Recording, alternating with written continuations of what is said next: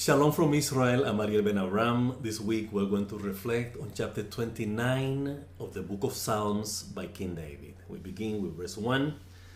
Ascribe to God, to the Lord, you heavenly beings, ascribe to the Lord glory and strength. Of course, David is referring to whom? Angels. Now, we have to understand what an angel is. In Hebrew, the term angel, malach, it's related to messenger. Malach means messenger. Angel means messenger. Now, what is a messenger? Messenger is the one who delivers a message. What is the message? God's will. This is the way this is the context in which we understand angels in Judaism. You may say, yeah, but the prophets say that they have wings and they fly and they do this, and some of them say that they only want one leg and they're standing all the time and they're singing.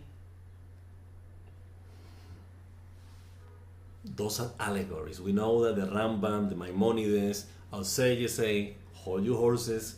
There's no such a thing. The allegories. So let's understand the meaning of message, which is the root of the point here. Forget about the shape of the angel, the wings, if they fly or they don't fly, if they're beautiful or ugly, whatever. What is the message? What is what they proclaim? What they sing about? What is they are happy or enjoy about? God's goodness, God's love. By the way, that's God's majesty and God's glory and God's presence. His love, His goodness. We can see it in all His creation if we pay attention. It's like what some people call the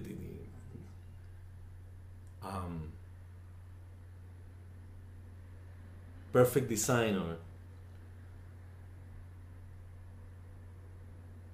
the creation, this theory of creation that they call it like intelligent design. Intelligent design. We see it.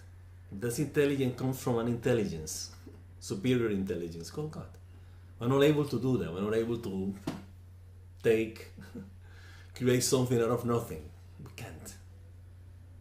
Only God. Only the Creator can do that. And then therefore it's beyond our reach to understand Him. It's impossible to understand Him. For the simple fact that He's the Creator, He created all of this.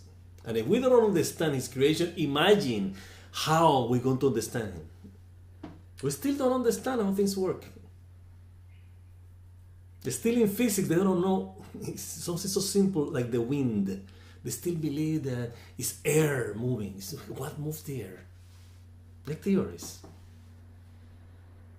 These magnetic forces that move the air around. Not the air moving by itself. Just to pay attention sometimes. We don't need to be scientists to elaborate theories. We just see.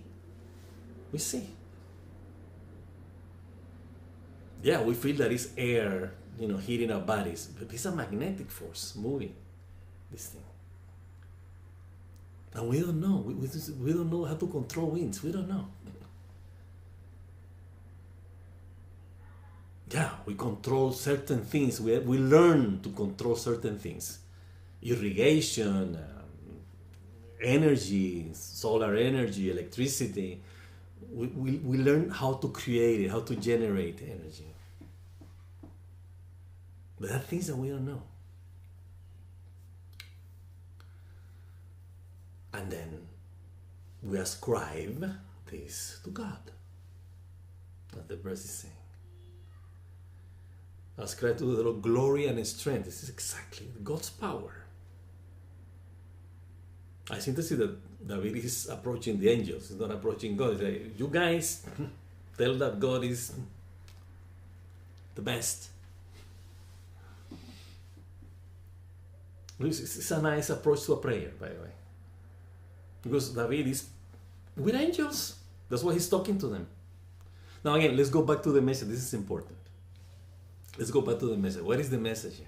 Goodness. So, angels are the means to deliver goodness. The means. In the same way that the bad angels, called devils, they are delivering the message of evil. Now, how we do that, how we do translate these allegories into the practical day-to-day life. What the messages of evil? Negative traits and trends in consciousness. When the people is angry, when the people is obsessed, when the people is addicted, when the people is attached to these negative things and these other egos, fantasies, and illusions, then we know what those angels are. We know what the message is. So let's focus on the message here. Verse 2, ascribe to the Lord the glory due to his name.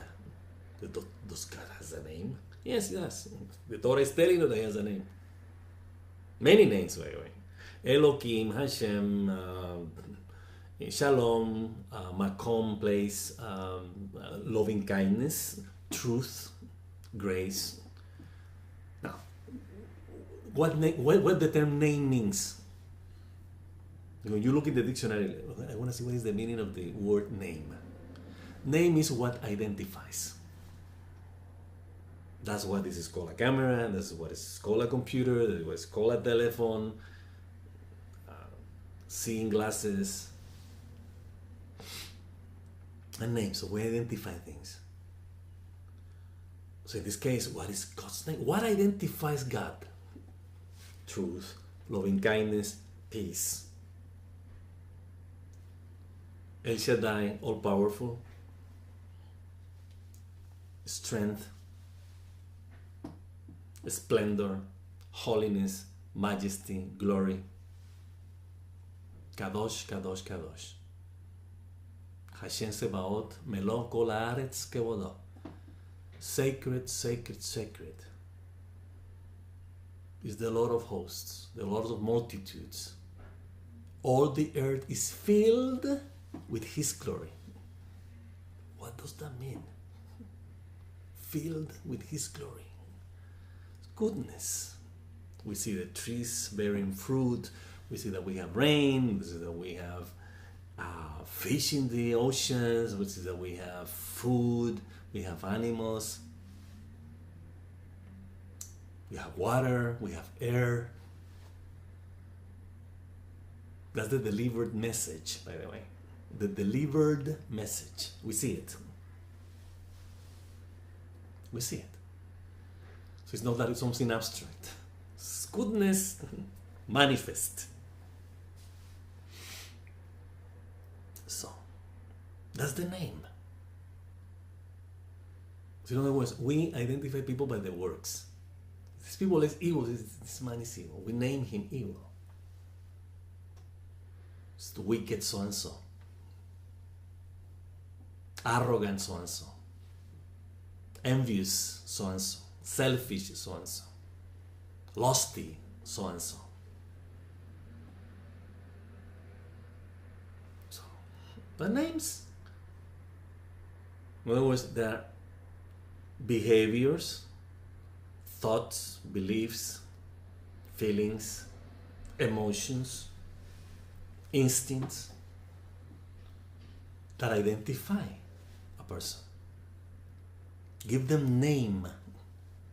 They name him by their qualities. So when we're talking about the glory due to his name, we're talking about the goodness that we see around and that we humans have exploited and corrupt. Us, not him. Worship the Lord in the splendor of his holiness. How do we worship? Hallelujah, hallelujah. No. That's the emotional aspect of it. The emotional outcome. Yeah, we have to be happy when we praise Him. But what do you like? Praise. No, praise. Happy. It's very important. How do we worship? Worship is related to cult. So what is the cult about? Cult is something that we ascribe, something that we recognize, something that we acknowledge on something, someone, depending. That's what we worship. In other words, we recognize, we respect, we imitate, we give all we have in order to honor that quality. That's a cult. That's worship. You're worshiping something. You are revering, you are adoring, you are recognizing the greatness of it. What you want of it. So when the Torah is telling these people worship idols, the nations worship idols, that's exactly what we're talking about here. It's cult. It's worship. They like the idols' qualities, traits that they want. They revere, they adore, they pay tribute, they bow themselves to them. Power, prestige, honor, fertility,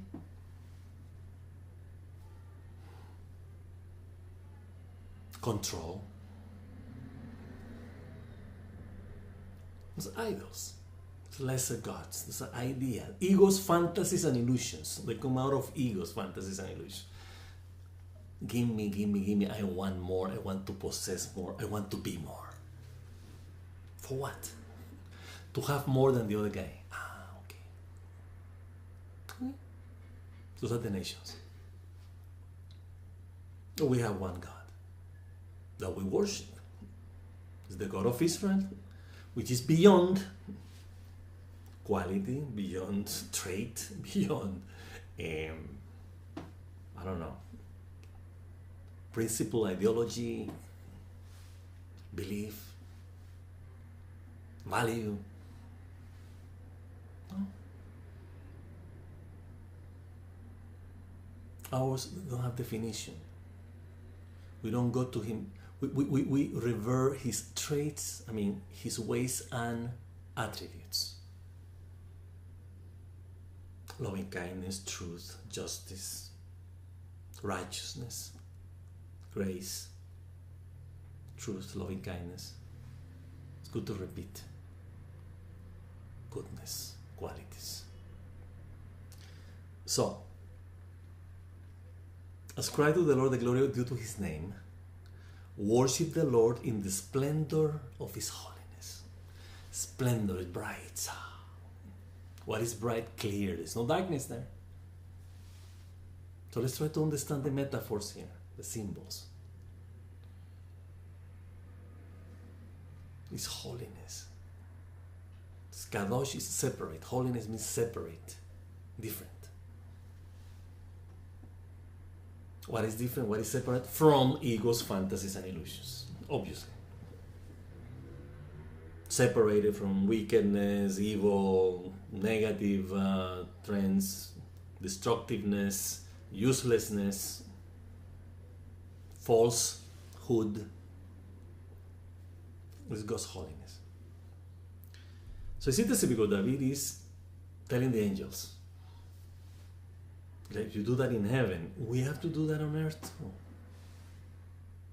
So that's the idea here. The idea is like, oh, you guys are in heaven, angels, you are nice, beautiful, perfect.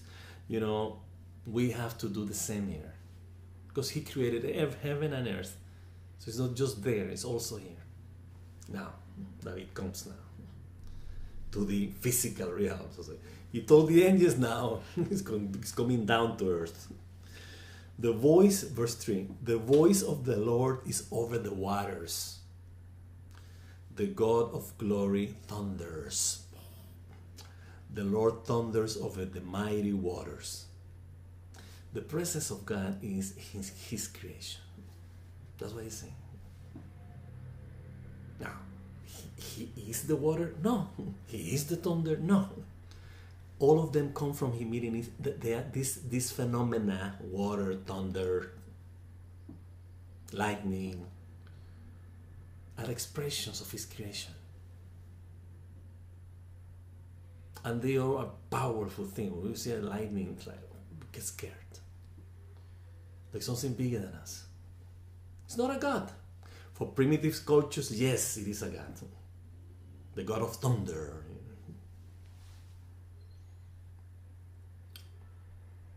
We're talking about God's presence, God's hand, so to speak, in his creation. God of water, Neptune, Poseidon, Greek mythology. So God is over his creation.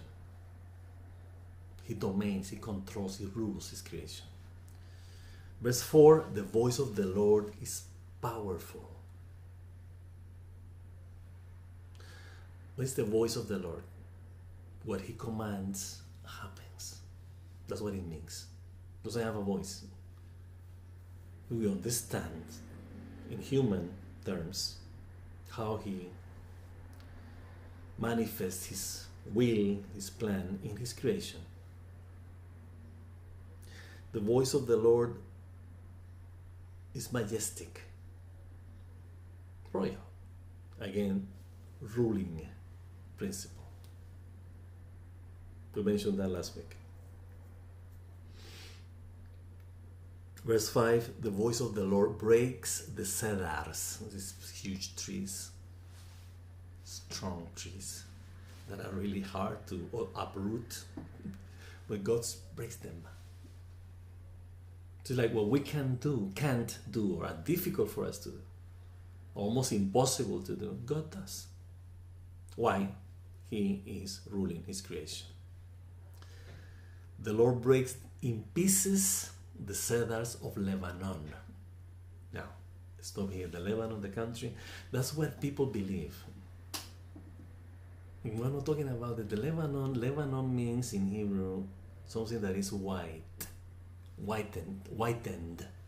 something that is in white.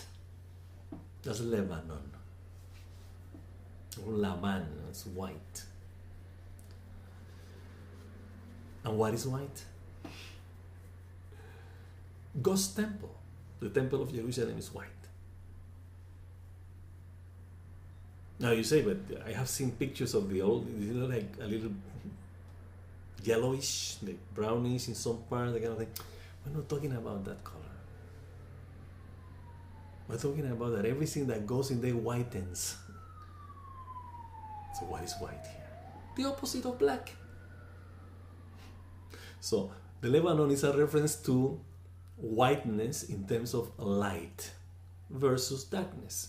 Whiteness in terms of the opposite of black. And what are the cedars of Lebanon? The cedar were construction materials for this whitening place. The place where we go and we become white. We become light. We become pure as white and as light. So don't fall in the superficial thing. Oh, I'm black and I'm gonna go to the Lebanon to become white. No, it's not about that. It's about light, about whiteness, purity. What is white? What is light? And what purity? Love's ways and attributes. Goodness, that's white. That's light. It's interesting because you see in Sefer Bereshit, in the book of Genesis, verse 4 or something like that, it says, and the light was good. It's interesting because we know that it's good. We turn on the light and we see, wow, it was dark, now we have light. The light is good. By definition. It's an axiom. It's a truth inherent, evident by itself. But it's interesting. God says in the Torah, He created the light. And the light was good. And he saw, God saw that the light was good. So it's an emphasis that he's making to us. He said, pay attention. It's good. So, he breaks the cedars of Lebanon. See, even the foundation of the temple, he also breaks down. He's powerful, he can do anything he wants. That's what it means. Like, why would he break the cedar of the temples? You know, the foundation, the columns, the pillars. It's God. Well, you say, yeah, the Romans came and did it. Or the Babylonians. He took the Babylonians and made the Babylonians do that. And the Romans also. Yeah, but it doesn't look that way. It looks like the Romans are for their own volition, without God, they decided to come and destroy the second temple. That was what it looked like. But it's clearly said here by David, he breaks the cedars of Lebanon. He's the one who does it. Not the nations. Not the enemies of Israel. Now you will say, why he's doing that to our enemies? Because we are not doing the right thing. We are not being good Jews, therefore that's why they come to us. We're supposed to be the life of the nations. We're supposed to be the guiding nation of the world according to the Torah, according to God's plan. But guess what? We're gonna be like the nations. So it's in the last book of the Torah, in the Devarim, Deuteronomy. Moses is telling us, you're gonna come to the land and you're gonna go like the nations. You're gonna go to idols, and God is going to disperse you around the nation, and then He's gonna bring you back. It's happening. It's a clear prophecy that is being fulfilled. You will be persecuted by the nations. You're going to be a minority. People are going to despise you. They're going to torture you. They're going to annihilate you. But I will bring you back. Why? Because we have to learn the lesson that this is our place. We have to come. We have to go back to our identity, to embrace the Jewish identity, to be Jews the way the Torah tells us to be. And then the redemption will come immediately. No enemies, no evil, nothing. Everything's going to disappear. Everything negative is going to disappear. No more destruction. So we have to bond with God. We have to build the temple, as we said last week. We have to build the temple. We have to build the connection with God, the bonding with God. How do we bond with God? We have to do good. We have to be good. We have to have good. And then everything will come. Good. But it's our job. And we have to start with ourselves individually. Let's try to focus on the goodness as much as we can. So we'll be ready for the moment when the goodness comes to stay forever. Verse 8. He makes Lebanon, the Lebanon, leap like a calf. Like a little calf coming from start moving, like jumping. It's a beautiful metaphor. This is the chapter that we read on Shabbat, when we are going to receive the Shabbat, Kabbalah Shabbat. This sound. He made the Lebanon look like a calf. He does whatever he wants. It's God. Sirion, like a young wild ox. It's another mountain. Another elevated place. The voice, verse 7, the voice of the Lord strikes with flashes of lightning. It's light. It's the goodness of God manifest in nature. What do we have after lightning and thunder? Rain. Or during rain. Or during lightning and thunder. We have rain. What rain does? Bring back everything to life in the spring. The winter.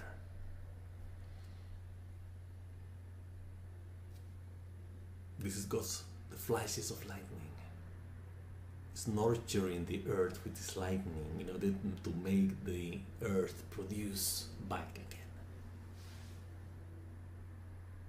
There's some primitive cultures in Africa.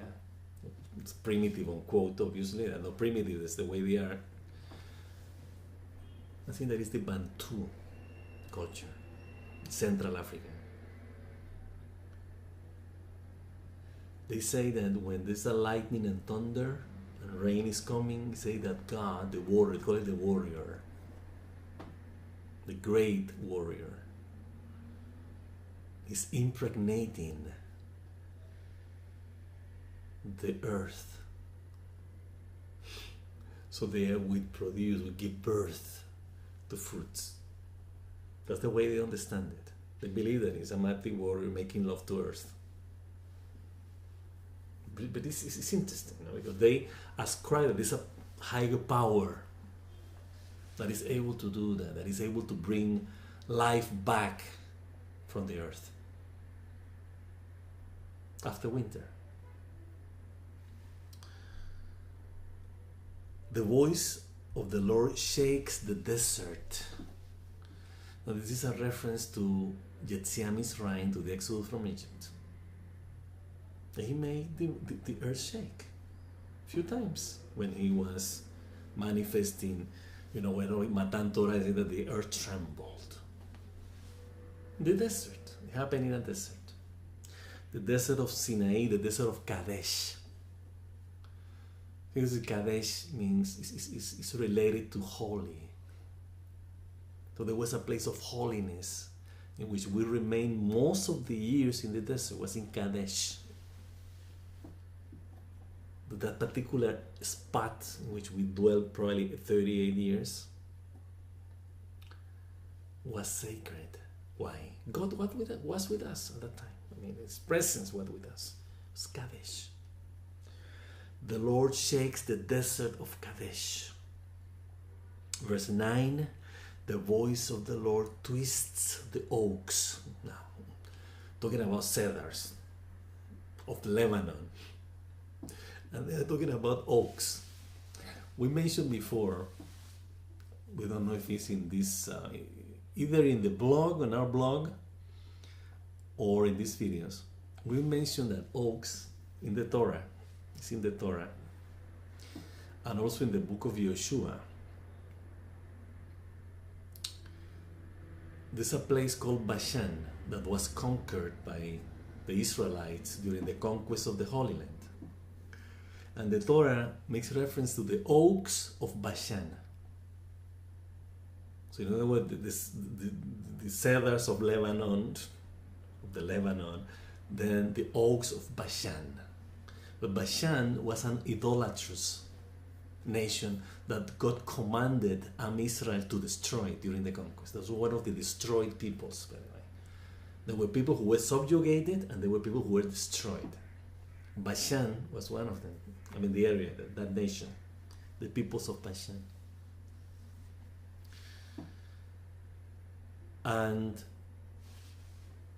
also in the Torah says that God commanded the Israel when they entered the land to cut all the trees. Why?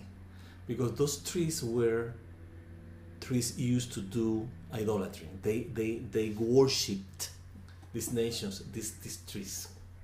And there were oaks. Why? If you see an oak, you see that oak tends to have shapes. Here in Israel, in the Tel Aviv metropolitan area, we don't see them that much in Jerusalem, but in the Tel Aviv, we wonder why there are a lot in Tel Aviv.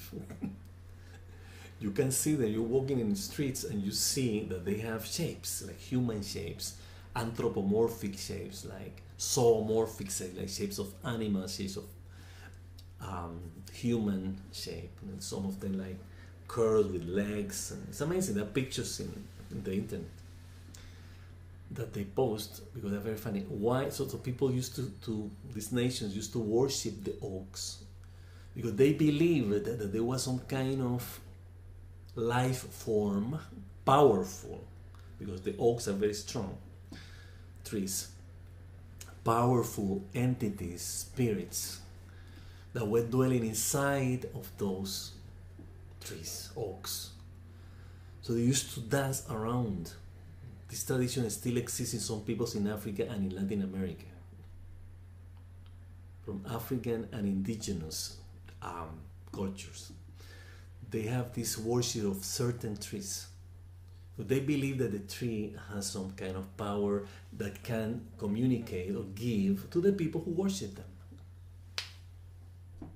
Now, this is not a matter of discussion here. We just want to make sure, just to tell that in this case, the oaks is not a regular tree mentioned by David. It's a specific idolatrous tree.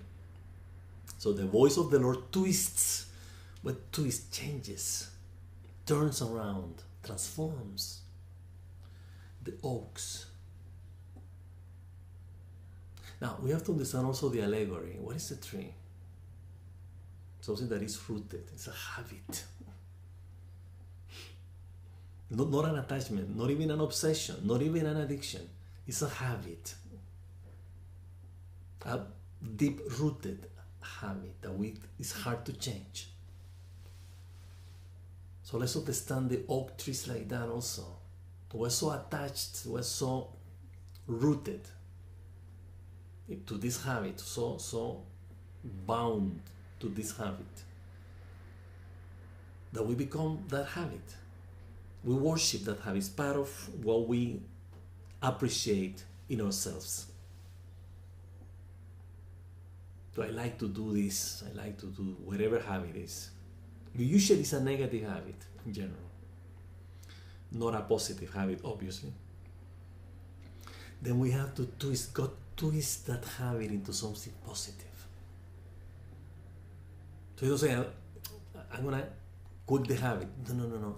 Habit means that you have a consistent commitment to keep it.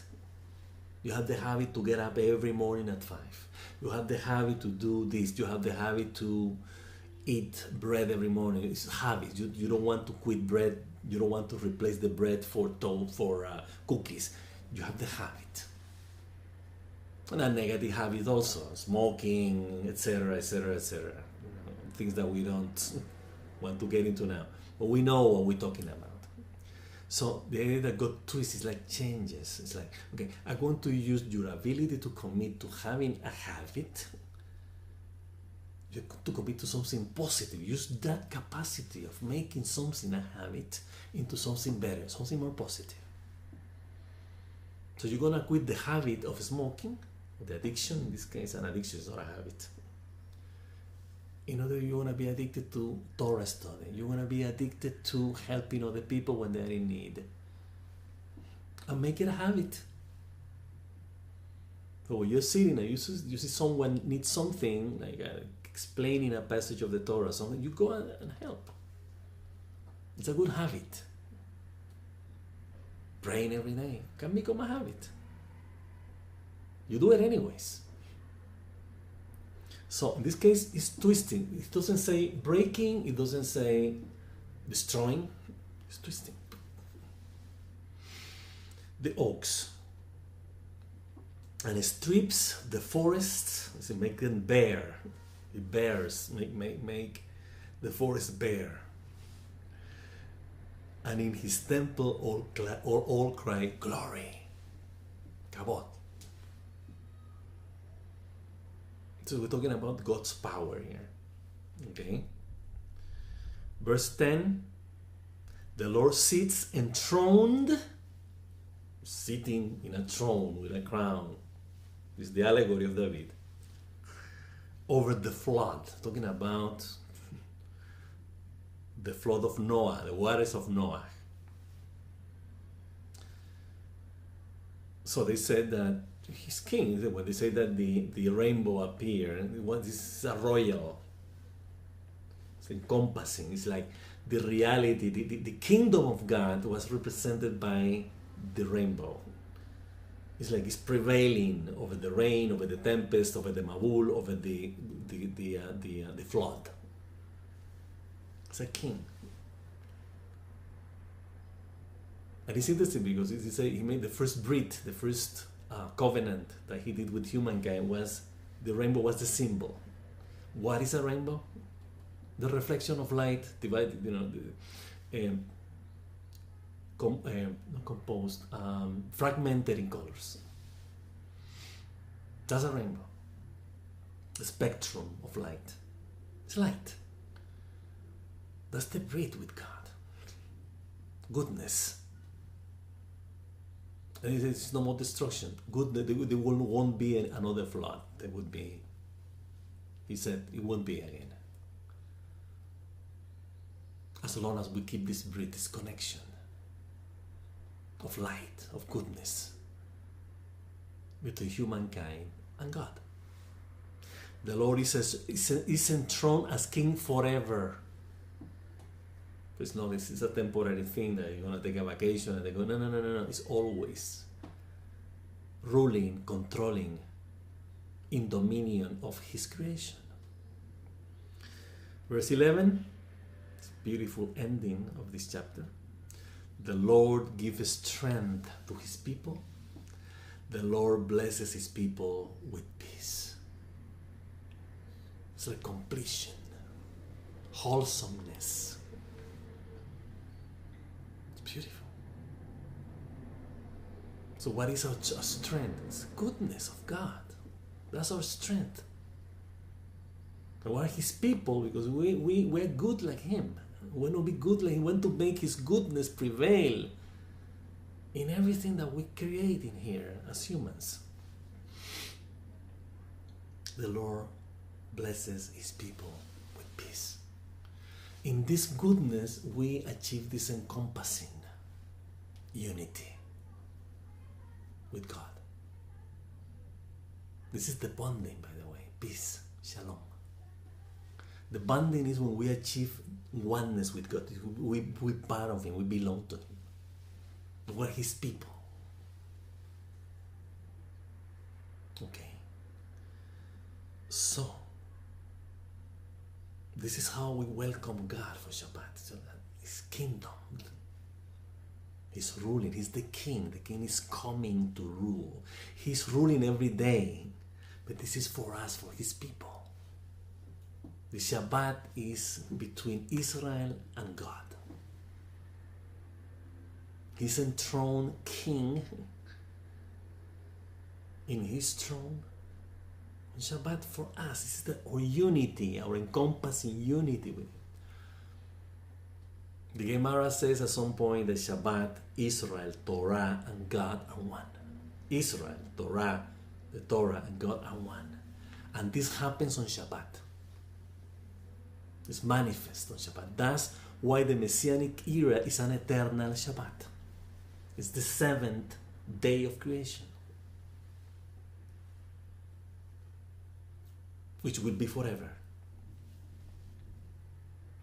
That's why we recite, we sing this psalm to welcome the Shabbat. We, the Jewish people. And make us happy. We're one with Him. We're entering the oneness, the peace. That's our strength, the bond with God. So, with this we end our reflections on chapter 29 of the book of Psalms by King David. We wish you an abundantly blessed week. Shabbat Shalom. And until next week.